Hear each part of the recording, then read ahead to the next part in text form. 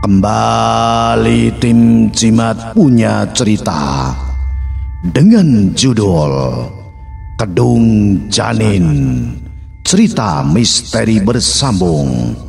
Ditulis Masrullah Fakih, seri yang pertama.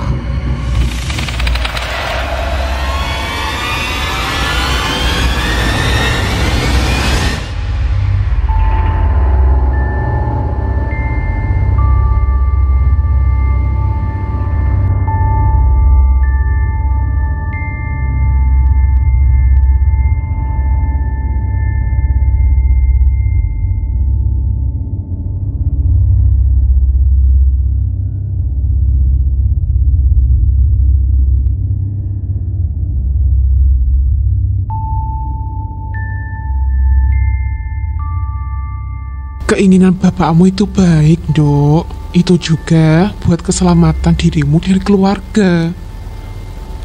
Mbok Ngah dengan suara lembut mencoba memberi pengertian pada Warni, anak pertamanya yang baru saja membeli sebuah rumah bersama Rahmat suaminya.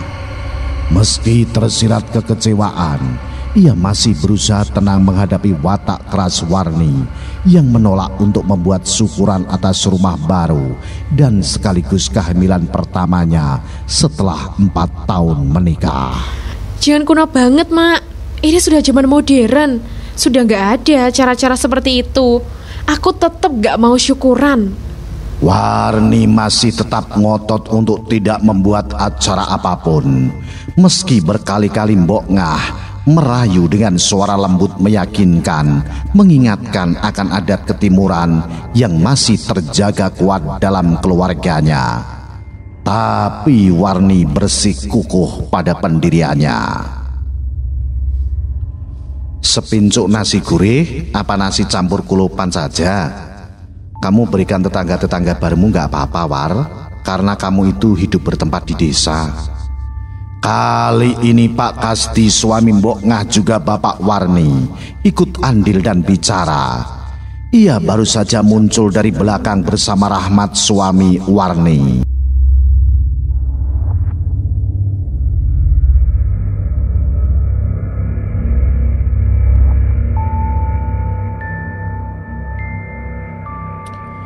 Namun, lagi-lagi ucapannya pun tak mampu menggoyahkan tameng baja kengeyelan Warni.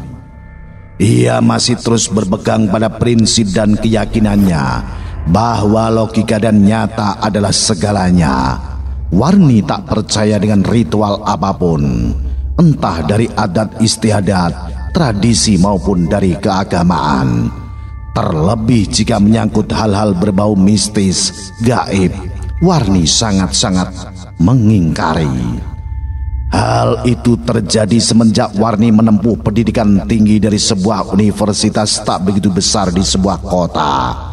Walau tak semua, atau mungkin hanya beberapa saja alumni dari universitas tersebut beranggapan sama dengan Warni, tapi banyak yang menduga jika Warni sedikit banyak terdoktrin oleh pergaulannya selama kuliah di kampus itu.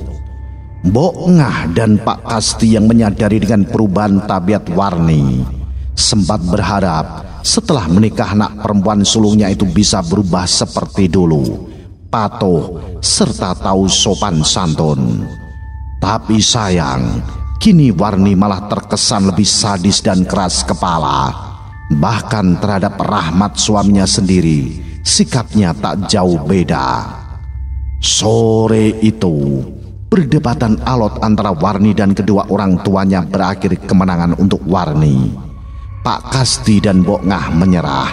Mereka tak kuasa mendengar ucapan-ucapan kasar Warni, hingga akhirnya memilih untuk mengalah dan pulang dengan kekecewaan mendalam.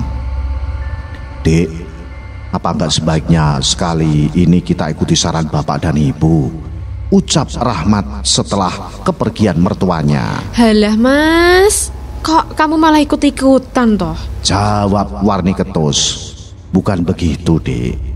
Tadi aku sempat ngecek tanah dan rumah ini sampai belakang. Dan Bapak mengatakan kalau pekarangan belakang paling ujung ngeres. Rahmat kembali menjelaskan, berharap Warni bisa berubah pikiran.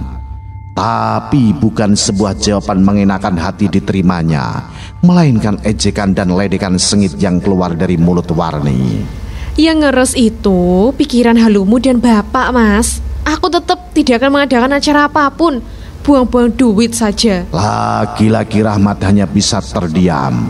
Mengalah adalah satu-satunya cara baginya menghindari keributan dengan Warni.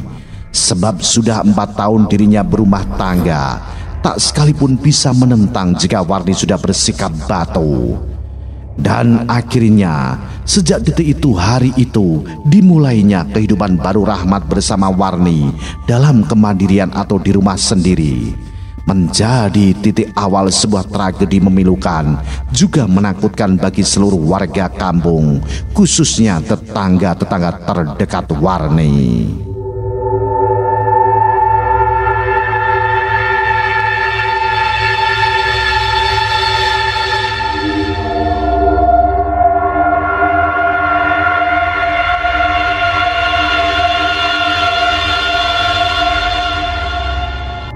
Hari demi hari dilalui Rahmat dan Warni seperti biasa, normal layaknya orang lain.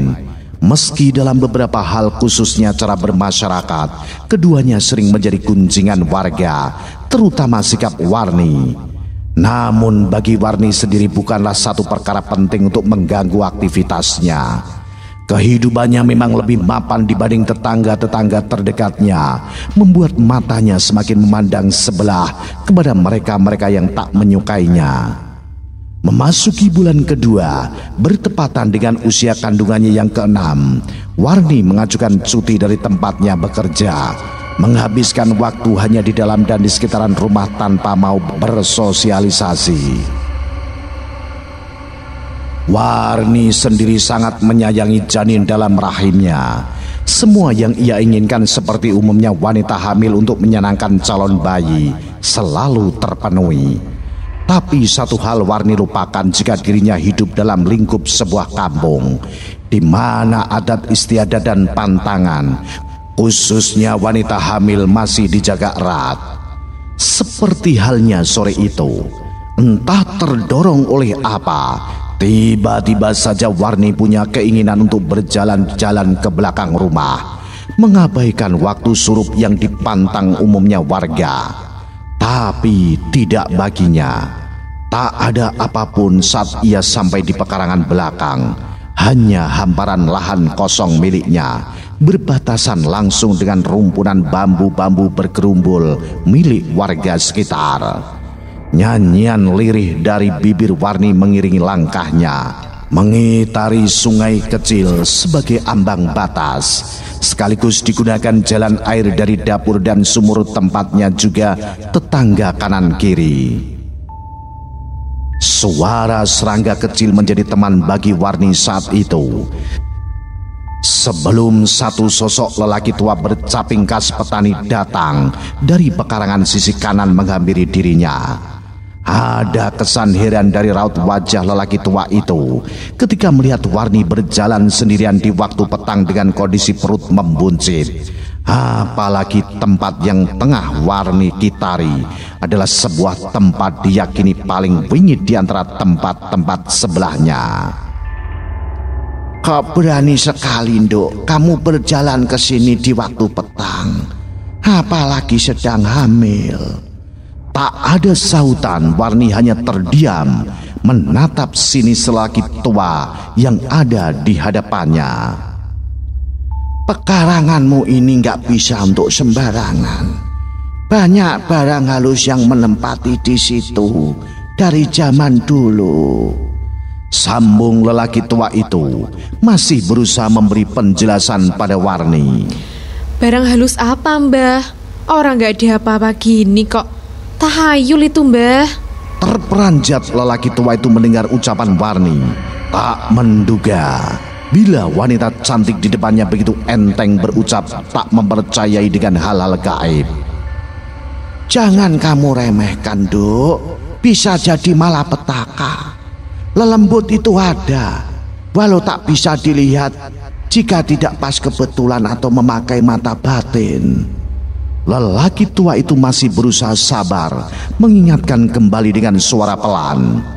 Sayang, tanggapan Warni tidak berubah. Ia tetap mencibir dan tak percaya tentang semua ucapan Mbah Sarji, lelaki yang disepukan kampung Waru tempat Warni tinggal.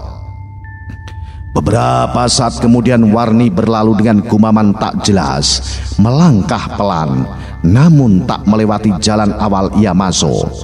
Ada siratan aneh dari pancaran mata Mbah Sarji melihat Warni memilih melompati sungai kecil daripada melalui jembatan papan pendek yang pertama dilewatinya. Astaga, terlalu berani benar. Tak punya adab, larangan apapun berani melanggar, gumam Mbah Sarji sambil mengelus dadanya. Hari semakin petang. Semeripit angin mulai terasa dingin menerpa kulit hitam Mbah Sarji. Ia masih berdiri terpaku menatap punggung Warni yang tak lama menghilang di balik tembok dapur. Antara sengaja dan tidak, tiba-tiba saja mata Mbah Sarji mengarah pada lahan kosong di depannya. Terlihat wajar, terang tanpa tumbuhan apapun. Tapi justru karena itu sedikit demi sedikit membuat bulu-bulu halusnya meremang. Tak mau berlama-lama dengan keadaan dan hawa semakin tak enak, Mbah Sarji buru-buru berjalan mendekati cangkul yang tak jauh dari tempatnya berdiri. Sepintas Mbah Sarji melirik ke arah lahan kosong milik Warni, ingin memastikan pendengarannya yang tiba-tiba tersusupi suara lirih seperti tengah bernyanyi, mendendangkan sebuah lagu khas sering ia dengar untuk menenangkan tangisan anak-anak. Namun mata Mbah Sarji tak menangkap sosok apapun, siapapun. Padahal suara itu, nyanyian itu masih jelas terdengar mendayu telinganya. Moga-moga kamu dan bayimu selamat, Dok, ucap Mbah Sarji lirih seraya melangkah cepat meninggalkan tempat itu.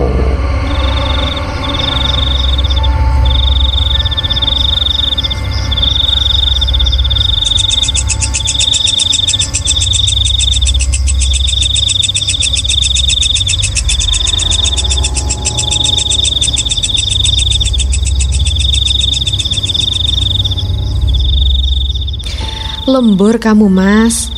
Tanya Warni melihat Rahmat yang baru pulang dan berdiri di depan pintu kamar. Aneh, biasanya Rahmat akan langsung menyaut ucapan Warni, tapi kali ini Rahmat hanya terdiam di depan pintu tak menjawab. Seperti ada sesuatu yang menahan langkah dan lidahnya. Mas? Lagi, kali ini lebih keras dan ketus suara Warni membuat Rahmat sebentar tersadar dan tergagap. Iya Dik, lembur, saut Rahmat terbata. Meski kaki Rahmat akhirnya mengayun masuk ke dalam kamar, tapi dari wajahnya masih menyeratkan sesuatu yang berbeda. Apalagi ketika dirinya begitu dekat dengan Warni, rautnya semakin menggurat rasa heran dan menahan satu keganjilan. Dek, kamu pakai parfum apa toh? Tanya Rahmat penasaran dengan bau wanginan lembut tercium semerbak sedari awal ia masuk. Parfum? Aku nggak pakai parfum apa-apa. Memangnya Mas mencium bau apa? Oh, Mas kira. Rahmat menghentikan ucapannya. Ia tersadar jika sampai diteruskan bakal menjadi sebuah perdebatan. Sebab bau wangi yang tercium oleh hidungnya adalah bau wangi bunga Kamboja. Halah, kamu ini Mas, paling berhalu lagi, saut Warni dengan ekspresi mencibir seolah tahu yang ada di pikiran suaminya. Rahmat yang tengah membersihkan tas kerjanya mengacuhkan ucapan Warni. Ia tak mau tubuh lelahnya bertambah beban dengan sebuah pertengkaran. Walau dalam hati ia masih memikirkan wangi bunga Kamboja yang semakin tajam tercium. Lama dan terus saja bau itu mengganggu penciuman Rahmat sampai akhirnya menghilang ketika ia membaringkan tubuh dan beristirahat. Satu hal yang menjadi kebiasaan Rahmat, ia selalu terbangun ketika malam merangkak dini hari. Seperti juga malam itu, Rahmat terjaga dari indahnya buayan mimpi. Sebentar Rahmat mengumpulkan kesadarannya, kemudian melirik ke arah Warni yang masih pulas terpejam di sampingnya, lalu mengalihkan pandangan pada jam dinding bulat tertempel di atas pintu kamarnya. Pukul 1 lebih Rahmat melihat waktu saat itu. Tak beda jauh dengan waktu-waktu saat ia terbangun di malam sebelumnya. Namun entah mengapa, malam itu ia seperti enggan turun dari ranjang, seolah ada sesuatu yang menahan tubuhnya beranjak dari kamar. Tapi demi hajat yang tak tertahankan lagi, Rahmat terpaksa bangkit dan melangkah menuju kamar mandi.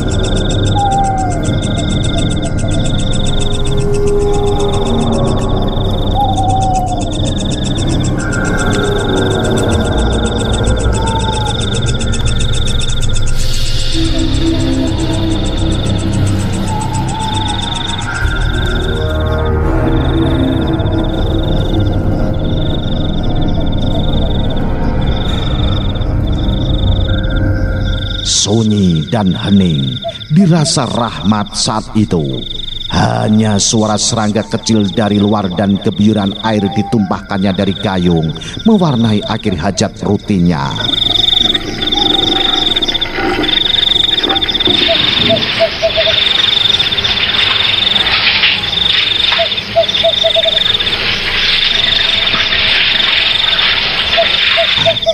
Tapi setelahnya, di saat dirinya akan kembali ke kamar, satu kejanggalan ia temukan. Rahmat terkejut, kaget dan tertegun. Tersisip rasa curiga melihat pintu dapur yang menghubungkan langsung dengan pekarangan belakang terbuka lebar. Matanya spontan mengedar ke sekeliling dapur dan ruang makan, mencari-cari satu sangkaan yang membersit dalam benak jika seseorang telah masuk rumahnya tanpa izin. Akan tetapi, setelah beberapa saat Rahmat mencari dan tak menemukan tanda-tanda apapun, ia melangkah mendekati pintu berniat menutupnya kembali. Namun, baru saja tangannya menyentuh hendak menarik gagang kayu yang menempel sebuah handle, sapuan angin dingin berbau wangi Kamboja menerpa tubuh dan wajahnya. Seketika Rahmat terperanjat, merinding, mengingat bau wangi itu sedari sore sudah mengganjal pikirannya.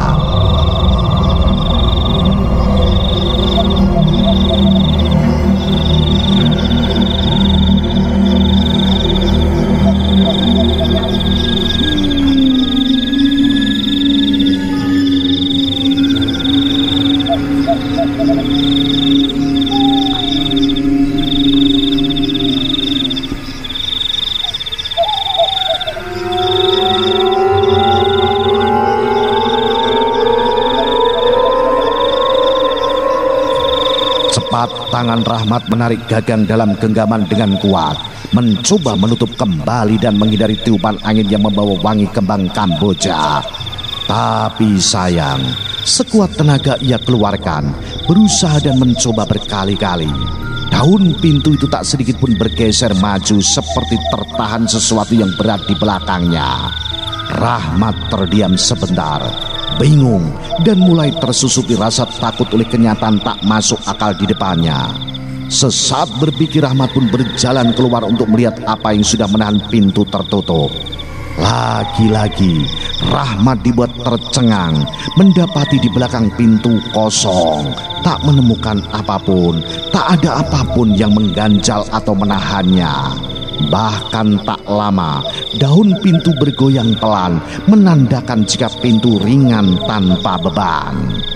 Tercenung Rahmat, seolah tak percaya dengan semua kejadian yang baru saja ia alami.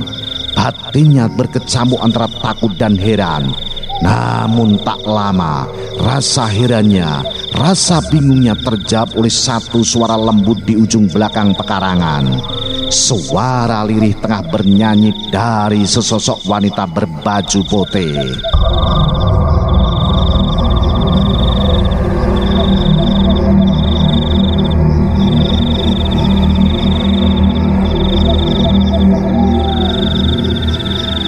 Berambut sepinggang, berayun mengikuti irama nyanyiannya. Meski terlihat sedikit samar, tapi sosok yang berdiri membelakanginya sanggup membuat tubuh Rahmat seketika dingin. Perlahan sosok berbau wangi bunga kamboja menggerakkan tubuhnya, berbalik dan menghadap tepat ke arah Rahmat. Memperjelas mata Rahmat akan sosok itu, walau dari jarak beberapa meter. Tubuh Rahmat seakan mati rasa setelah pandangannya terbantu cahaya lampu dari sudut dapur. Dengan jelas, sangat jelas sekali melihat sosok wanita itu bernyanyi sembari menimang sesosok bayi dalam dekapannya. Bukan sosok wanita itu, juga bukan wangi kembang Kamboja yang membuat detak jantung Rahmat tak beraturan, melainkan bayi dalam timangannya masih berlendir dan berlumur darah seperti baru saja terlahir. Sadar akan sosok di hadapannya bukanlah manusia, Rahmat buru-buru melangkah masuk dengan penuh ketakutan. Tak memikirkan lagi pintu dapur yang masih terbuka, membiarkan tubuhnya basah berkeringat tanpa mengelap. Sebab saat itu yang ia ingin, yang ia mau, kedua telinganya, matanya, hidungnya tidak lagi mendengar sajak menidurkan seorang anak, melihat sosok wanita menimang bayi masih berlendir merah serta menghilangkan aroma wangi kembang Kamboja atau juga dikenalnya sebagai kembang kuburan. Nah, bagaimanakah kisah selanjutnya? Apa yang akan terjadi? Ikuti terus cerita misteri bersambung. Kedung Janin. Salam Jimatres, salam satu misteri. Au.